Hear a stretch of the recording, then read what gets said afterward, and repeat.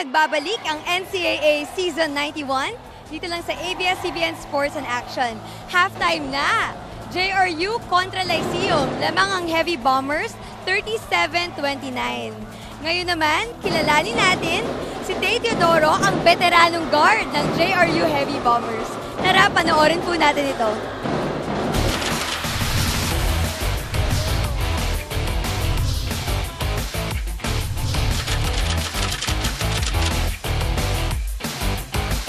My name is Bernabe Tay Teodoro, 21 years old, 5'8" height, from JRU Heavy Bombers. Number 14, Tay Teodoro.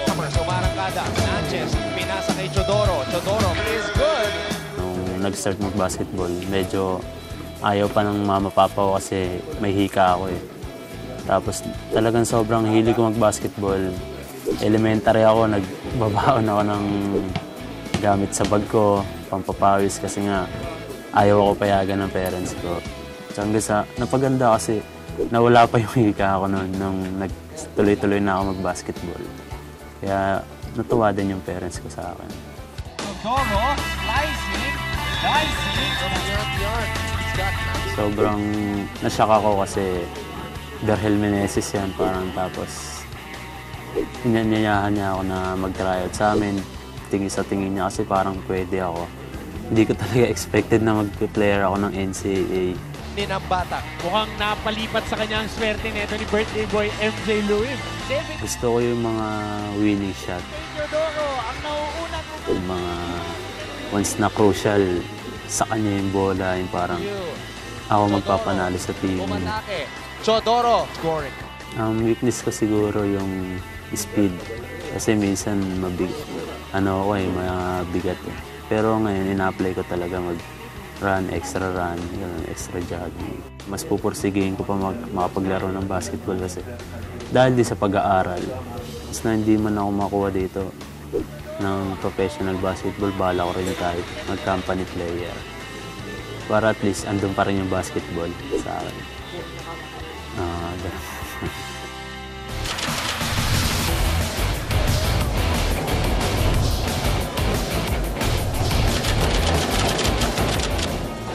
Oh, napahanga ba kayo ni Tay sa kanyang galing?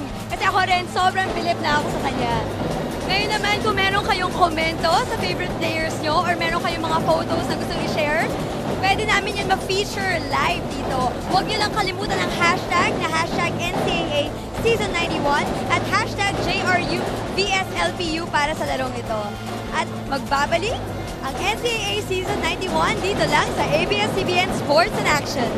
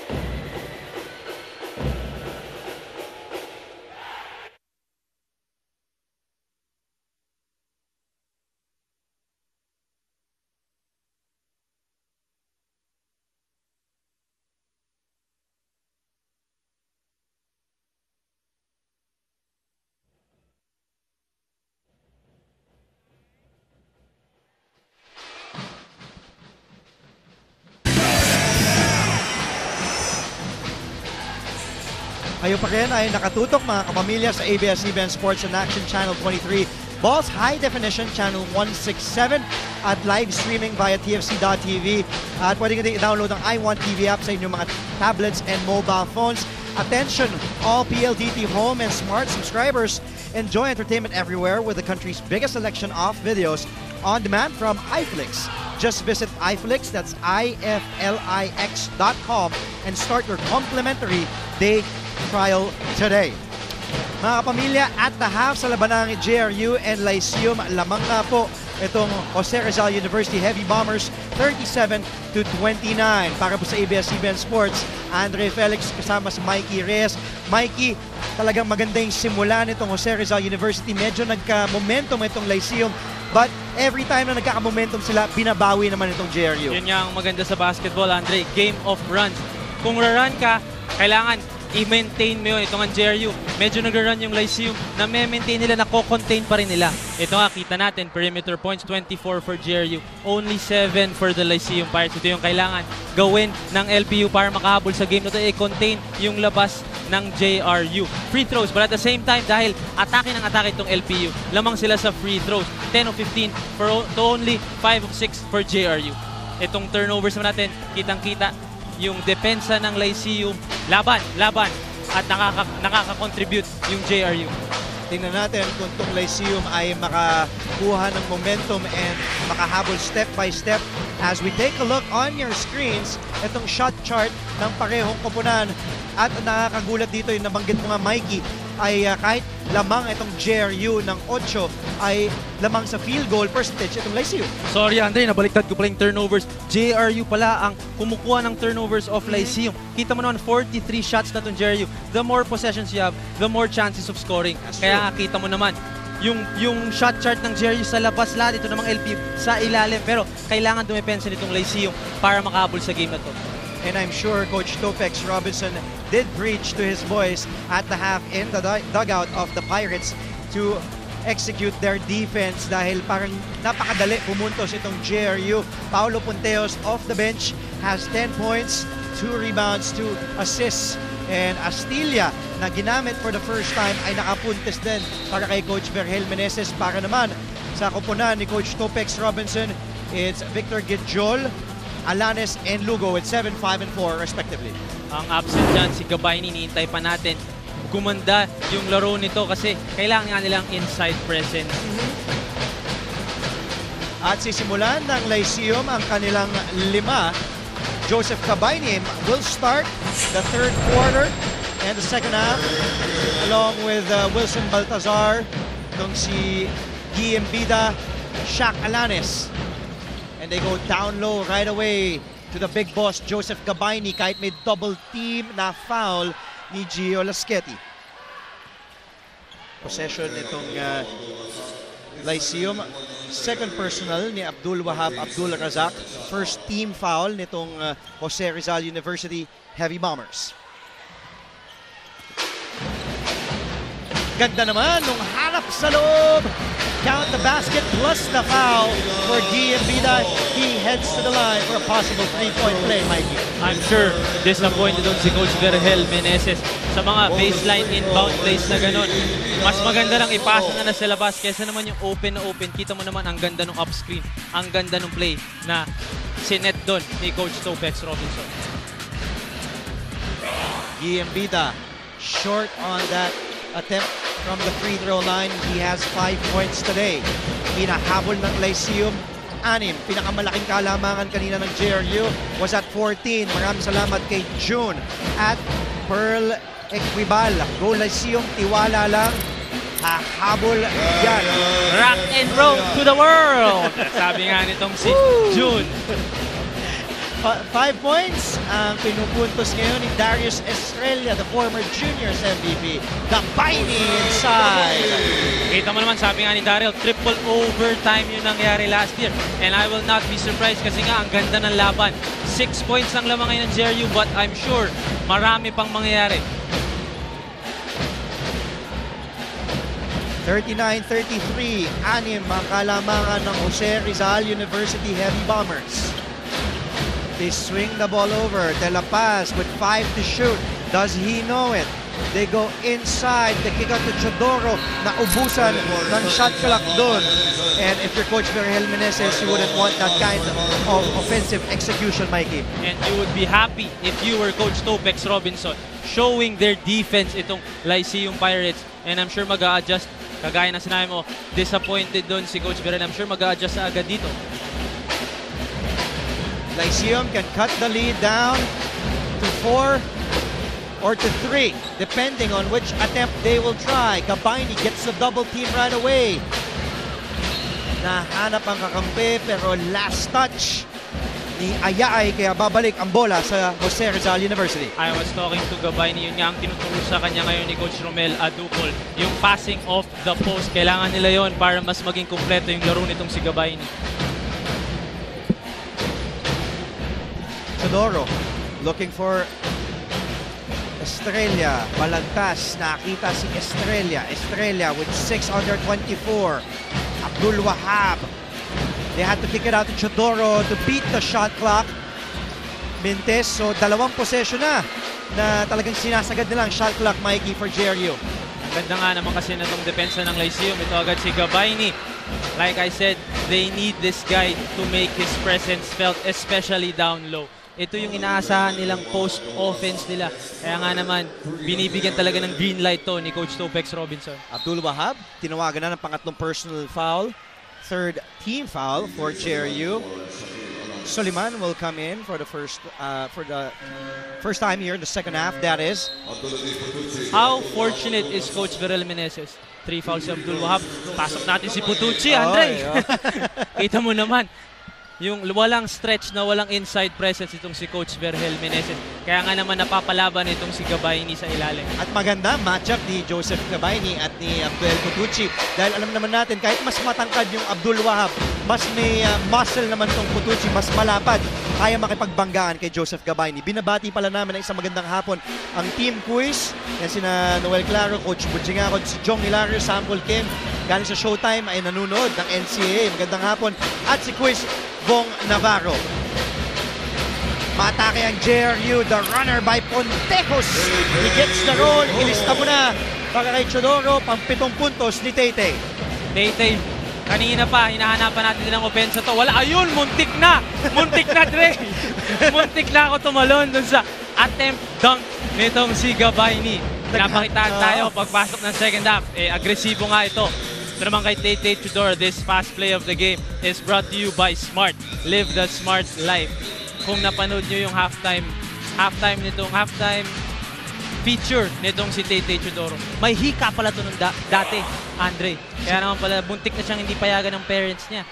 Medyo Reggie Miller story ang dating. Maganda ang kwento din pala ni Taytay Chodoro. Ito naman si Joseph Gabayni, or tinatawag siyang OTEP na kanyang mga malalapit na kaibigan. 21 years old, 6'5", second year playing for Lyceum. He was born in Santa Mesa, not far away from the arena, not far from here, and grew up in Taytay Rizal. He was a Defensive Player of the Year in season 90. And I like his touch, Andre. And to think, nagsimula mag-basketball lang yan 5 years ago. When he was 16 years old, tinuruan siya ng kanyang tito na si Ramel Ancheta. I've been playing since I was 5. Hindi ako ganyan kagaling. Unfair naman yun, Andre. Estrella, the runner. No, but good tip in! Para dito kay Marco Paolo Balagtas para sa kanyang unang 2 puntos ngayong araw. Yan naman ang binibigay nitong role players ni Coach Vergel Balagtas. Kanina si Mark Cruz. Kita mo naman mga second chance points. Talagang ganda nung timing, nung talon ni Balagtas doon. And no one boxed him out. Kaya nga naman, naka-put back itong si Balagtas. Magandang hapon din sa ating mga manonood mula pa sa Bicol, sa Camarines Sur, dyan sa Naga City. Noel Claro and the Claro family. Maraming salamat. Lamang ng 8, Chodoro. And babalik si Chodoro sa free throw stripe. Embida tinawagan ng unang personal foul, unang team foul nitong Lyceum. Coach Topex Robinson nagbibigay ng mga instructions sa Pirates with 7 minutes to play in the third canto. Nakausap ko nga si Coach Topex before the maganda nga yung suporta daw na binibigay ng management nitong Lyceum. Kaya nga naman iniikot nila yung kapalaran nitong Lyceum sa NCAA. Ang dami daw nilang bagong managers. Binabati ko si Anton Reyes. Tito daw niya, bagong manager dito sa LPU. Kaya nga naman, palaban na itong LPU sa ating Season 91. Siyempre, naging miyembro na nga nitong NCAA, itong Lyceum. Kaya nga tuwan-tuwa ang Lyceum community. Yun nga lang, di sila medyo natutuwa dahil naghahabol po sila dito. Medyo nahihirapan itawid ang bola. Nadapa si Putucci. Binalik ni Embida kay Noah Lugo. The cannonball tinatawag ni Gary David. Lugo, the kick out. And from the outside, masyado malakas ang tira ni Taladua. Balik ang bola sa mga nakadilaw na heavy bombers of JRU. Tay Chodoro using the pick of Balagtas. Chodoro, the lefty, no go. Balagtas, tinapik. The tip out to Lasqueti. Fresh 24 for the heavy bombers, but a moving pick, offensive foul called on Balagtas. Ang ganda ng tip. Yung tip ni Balagtas doon, palikod. But at the same time, I'm sure gusto niyang bawiin yung illegal screen niya doon. Yun ang mga useless fouls na ayaw ni Coach Vergel Meneses. Joanna can't choose between JRU and LPU. Parehas magaling kasi. Kami rin naman, we don't know kung sino mananalo sa game na to. At least na-entertain tayo. Ang ganda ng game na to. Amazing NCAA TV coverage. ABS-CBN. Awesome sportscaster duo. Sino yan? Tayo yan, Andre. Thank you, Clark Chua. Salamat, Clark, at kay Fly High Clark. At nag-enjoy ka sa tandem namin for the first time this season. Mikey Reyes, former UP star point guard. Ako po si Andre Felix. Mamaya babalikan namin si Roxanne Monte Alegre. Balik tayo sa aksyon. Balagtas, masyadong gipit doon. Ang daming mga nakapula. At bola ay papupunta sa Lyceum. Timeout on the floor. Kami po'y magbabalik dito lamang sa lungsod ng San Juan sa loob ng The Arena. Only here, we are live on ABS-CBN Sports and Action. This is the NCAA Season 91. Ilabas ang galing.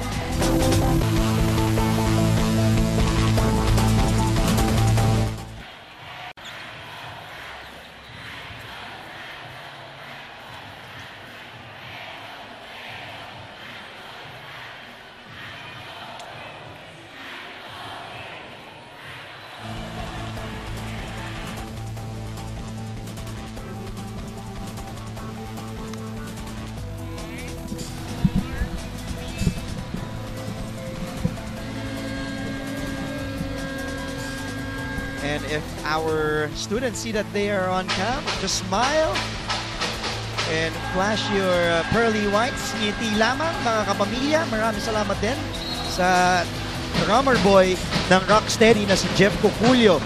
Daming nanonood sa ating ngayong hapon, Mikey Reyes. And this is just our second offering on an NCAA Friday triple header. Mamaya naman ay magsasalpukan ang Arellano University Chiefs kontra sa San Sebastian College Recoletos Golden Stags. Another epic game later on. It will be Anton Rojas, our brother, together with Mix Bustos. Maganda talaga ang abangan mula dito sa The Arena in San Juan. LPU coming out of the dugout, very aggressive, pero 10 points pa rin ang lamang ng JRU. Maganda na contain ng JRU itong run ng LPU, but at the same time kailangan din nilang gumawa ng stops itong LPU para makahabol sa game na to. Here's a guy, Dave Sanchez, coming in for the first time. He's averaging 19 minutes per game, Mikey. Di ginamit ng first half ni Coach Vergel. Pinasok na yon in the second half. Actually, very surprising kasi gamit ito eh. Itong si Sanchez, isa siya sa mga pag nagko-combo guard tong si Coach Vergel. Sinasabay niya tong si Sanchez, Chodoro, or si Pontejos. Tama. Kaya medyo nakakagulat nga na ngayon lang pinasok si Sanchez, and I hope this will not affect his confidence kasi nga naman alam natin kung anong mabibigay nito si Sanchez. Lamang pa rin sa field goal percentage itong Lyceum, 37% to 33%, but JRU still find themselves up by 8. Di makaalagwa itong JRU, hindi naman makahabol at maibaba na less than 4 itong Lyceum. Chodoro pops one, no go from 3. Nakuha ni Ayaay. Ayaay running, trying to bump Sanchez. Ayaay looking for a teammate, gives up his dribble. At Lyceum has more and enough time to execute their offense. The spin by Wilson Baltazar. Alahoy, wala, and a foul underneath. At tatawag ito kay Victor Gidjol. Ngayon naman, balikan natin si Roxanne. Rox? Grabe yung crowd dito sa JRU. Ibang klase yung supporta nilang binibigay. Kasama ko si Angel at si Emerson na talaga naman kanina pa excited dito sa interview. Ngayon, Angel, bakit naman grabe ang pagsuporta mo kay Grospe? Kasi po, gwapo na, tsaka magaling pa. Okay. So, ngayon naman Emerson, since when pa ba kayo pupunta dito sa games? Simula opening nung sa Bowa nila, sinusuportahan na namin sila. Wow! Wow! Ay, ibang klase yun. Hindi naman kayo masyadong na-excite, no? So, ngayon, para mas ma-inspire yung mga players, pwede bang bigyan nyo kami ng isang magandang cheer? Go Grospe! Go Grospe! Go! Go! Go Grospe! Go Grospe! Go Grospe! Go! Go! Go Grospe! Woo! Alright! Ayan! Sana mahawa tayo sa energy. Mikey, Andre? Oh, thank you, Andre, Pops. mukhang si Grospe lang ang chinichir ng dalawang fans ng JRU. Kaya nga naman yung mga hindi pa nakaka-experience manood dito live, pumunta na kayo dito. Iba yung energy sa arena, lalo na pag nandito ang NCAA. And speaking of Grospe, nakakuha ni Balagtas, that is, ang rebound. It's Chodoro, Potucci, Dave Sanchez, Balagtas, and Gio Laschetti ang 5. Para kay Ariel Voyager, Vergel Meneses. Foul ang itatawag kay Shaq Attack Alanes. I was talking to the players before this game, Andre.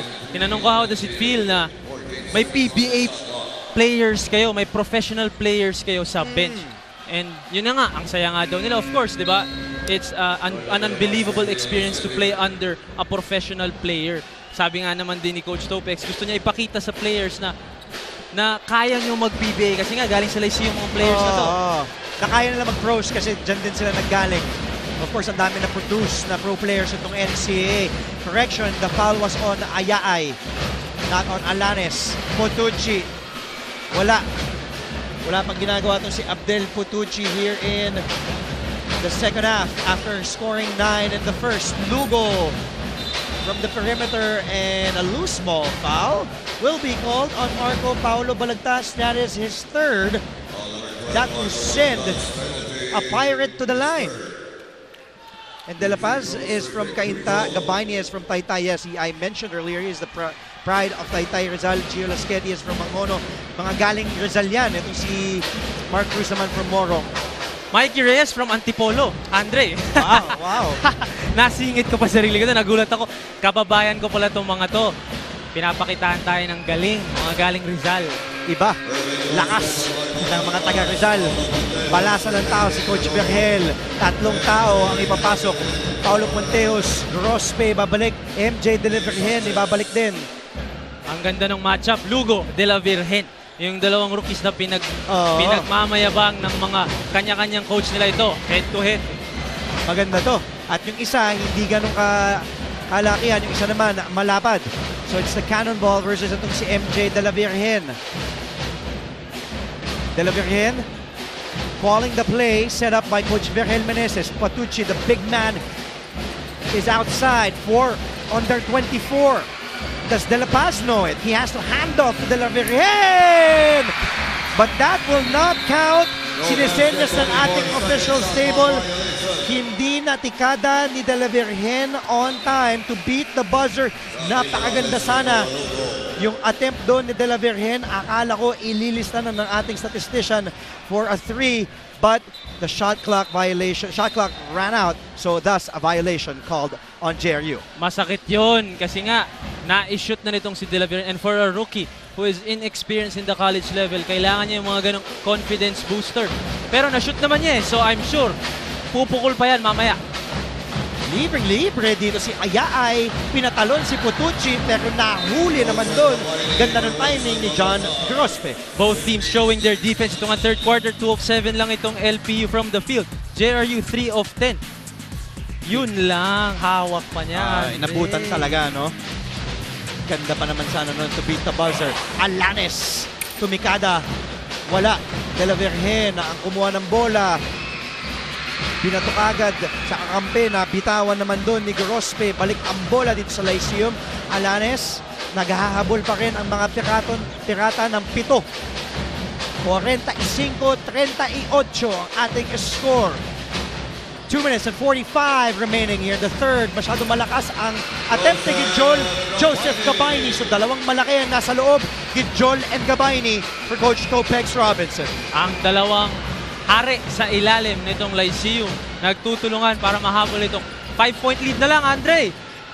Naibaba na nga sa 5. Pinakamalaking hinabol na kalamangan ng Lyceum was at 14. De La Virgen, isa pa daw! Kung kanina hindi ka kinount, ngayon naman, ilista mo na para sa pangalawang 3 ni De La Virgen. Hindi counted kanina. Ito ulitin ko, sabi ni De La Virgen. Kita mo naman, nagkakumpiyansa nga siya dun sa first 3-pointer niya na hindi kinount. Pero ito, isa pa.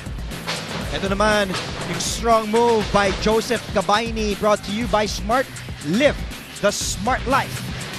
Bola ng Lyceum. Naiangat na naman ng JRU sa 8 pagkatapos ng 3 ni De La Virgen. Ganda naman nung tapik doon ni Putucci. Bola pa rin ng Lyceum. 10 segundo ang nalalabi sa kanilang 24 na shot clock. 48-40. Tingnan natin, isa pa lang ang naipapasok ng Lyceum mula sa labas. 1 of 8 from beyond the arc today. 5 na ang natitirada itong JRU. Ganda naman ng up fake ni Alanes. Bounce pass, masyadong mababa, kaya turnover para sa Lyceum. Masyado lang mababa yung pass doon ni Shaq. Pero ang ganda ng penetration. Yun ang mga kailangan na makuha ng Lyceum. Kailangan nila kumuha ng easy baskets and no other way to do that but to attack, attack, and attack. JRU can extend the lead again back to double digits with this possession. They can take a 2 or a 3. Depende sa kanilang ini-execute na opensa. Gusto nila low post kay Putucci against Gidjol. Putucci, the up fake. Putucci, wala. Nakuha ni De La Paz. Shot clock will run out. Kaya babalik sa Lyceum ang bola. I really like the competition between Victor Ngudjol and Putucci. Kita mo naman talaga nagbabalyahan sila sa ilalim. One is heftier and one is quicker. We will see kung sino magwawagi today. Yung isa mas pambanggaan, si Putucci. Si Gidjol naman mas athletic. Kaya nga naman, pag nakukuha ni Victor yung bola, dinadrive niya itong si Abdel, alam niyang speed advantage siya. Pag hawak naman ni Putucci, dito tayo sa ilalim, Victor. Tama, oo. Talagang binabraso niya no? Ito na, babalik na naman si Noah Lugo. And again, Lugo versus De La Virgen. Gusto natin itong matchup na to, De La Virgen against Lugo. 2 rookies for their respective squads. De La Paz ang may tanang ng bola. Kumerl itong si Pontejos, libre mula sa labas. Wala, tapik ni Putucci. Naisahan sa rebound dun si Gidjol. Kaya JRU will recycle their offense with 14. 6 to shoot. De La Paz, nahanap si Putucci. Ganda naman nung cut ni Putucci. Give and go. Runner, pick and roll para dito kay Abdel. Ang ganda nung drop-off doon ni Jordan De La Paz. Kita mo naman ito si Jordan De La Paz. Very all-around itong napapakita. At balik sa double digits ang kalamangan nitong Jose Rizal University. Turnover para kay Noah Lugo at ng Lyceum. De La Virgen showing us defense. I think I owe this kid an apology. Hindi ko siya napanood nung high school pero kilala na kita ngayon, Mr. De La Virgen. Buti naman at nagpakilala na sa'yo, Mikey Reyes, na si MJ De La Virgen. Kali ka siguro, naririnig yata tayo. Kaya na pa natin binabanggit. Less than a minute to play here in the third quarter. Bumalik sa double digits, 10 nga ang kalamangan ng JRU. Kanina pinakamalaki po nilang kalamangan was at 14 but the score was 37-23. Grospe, binigay kay De La Virgen. The spot up 3 again for De La Virgen. No go that time. Nice save from Jordan De La Paz. Sabi ni Assistant Coach Cholo Villanueva and Coach Ferrell Meneses, let's execute, take the last shot. It's important na wala ng oras yung Lyceum para makatira pa. And yun. Time running out. Tayo ngay napatayo dahil sa aksyon. They took the last shot. So no avail nga lang ang attempt ni Paulo Ponteos doon. But after leading, yes, Mikey, go. Yung ilalim ni Gabayni, lalaban na talaga to itong second half. Nagpapakita, De La Virgen from the outside, the rookie na high school phenom, Chaching